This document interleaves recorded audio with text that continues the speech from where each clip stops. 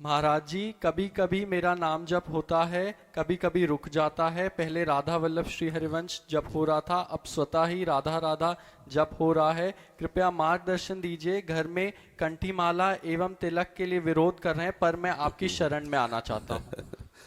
हाँ, आप देख लो, विरोध तो ऐसे ही है। हाँ, और जो भजन का है कि कभी होता है कभी नहीं होता है, ये तो गुणों का चक्र चलता है अंदर।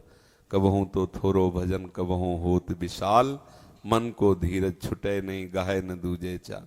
और अगर हमें रसिकों का संग मिलता रहे तो फिर माया चक्र का जो प्रवाह बहता रहता है ना, सतोगुण रजोगुण तमोगुण, उस पर हम विजय प्राप्त कर लेंगे। भजन न होई संग बिनु भजन बिना नहीं प्रेम, छिनहु भजन छाड़िए धरिए या ध्रुव नेम। यदि भजनानंदी भक्तों का संग, प्रेमियों का संग मिलता रहे तो हमारे भजन की उन्नति होती रहे। पर यदि भजन कभी ऐसा लगे कि भजन नहीं हो रहा है, तो भजन होने के लिए जो हृदय में जलन हो रही वो भी भजन है, समझो। जैसे इस समय हमारा भजन ना हो और हमें जलन हो कि मेरा भजन नहीं हो रहा, तो ये भजन ही हो रहा है, क्योंकि उन्हीं के लिए हम जल रहे हैं।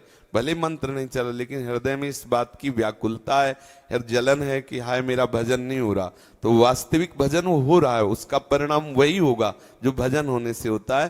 पर सावधानी ये है कि उस समय हम कहीं भजन के विपरीत आचरण न कर बैठे जो हमारे हृदय को मलिन कर दे। पक्का अगर उस समय भजन नहीं भी हो रहा तो भजन के लिए जो तड़पन हो रही वो उत्तम भजन ही हो रहा, उसे भगवत प्राप्ति के योग्य बना देगा।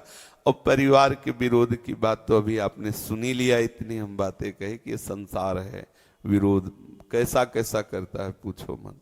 हाँ, आज जब हम किसी संत को देखते हैं भगवत अनुराग में तो लगता है बहुत अच्छा है, लेकिन उससे पूछो कि कैसे जब हम किसी अस्त्र को देखते हैं ना बहुत चमकता है, लेकिन उसको पूछो बेचारे को कि तुम्हारी दुर्दशा कैसी हुई। उसको लोहार ने आग के ऊपर रख के जला के घन से पीट के रगड़ रगड़ के उसको तब ऐसा बनाया। आज जब हम सुंदर घड़े को देखते हैं तो लगता है बहुत अच्छा है, लेकिन उस बेचारे घड़े से पूछो कि तेरी दुर्दशा कैसी हुई है। कुम्हार ने उसे कूट कूट करके एक एक रज को समान करके फिर पैरों से रौंद कर जल डालकर फिर गूंथ करके उसे चाक पे चढ़ा के घुमा घुमा के जो चाहा वो आकार दिया, उतने पे भी उसे बख्शा नहीं। फिर आग की ज्वाला में उसको रख के आवे में तपा करके पक्का किया, तब जाके तुम्हारे सामने वो घड़ा बन के आया है। किसी को हम ये देख के कि बहुत सुंदर संत हैं, बड़े भजनानंदी संत हैं, ये तो बड़े आनंद में, साधु बनना बड़े आनंद है, तो बड़े आनंद का विषय, लेकिन वो आनंद तक पहुंचते पहुंचते क्या होता है ये कोई उपासक ही जानता, दूसरा नहीं जानता। जिसकी भी जीवनी लिखी गई है संतों की, वो शुक्ल पक्ष की लिखी गई है, कृष्ण पक्ष की नहीं लिखी गई। कृष्ण पक्ष तो जाने मोरी छाती, वो उस उपासक का हृदय ही जानता है कि कैसे कैसे कृष्ण पक्ष बीता है। शुक्ल पक्ष में तो, शुक्ल पक्ष का मतलब सिद्धावस्था, प्रकाशित। अब तो साहब नमस्कार प्रणाम और सब बढ़िया बढ़िया लिख, पीछे के जीवन क्या रहा है और उसके हृदय में क्या बीता है ये वही जानता है, दूसरा नहीं जानता।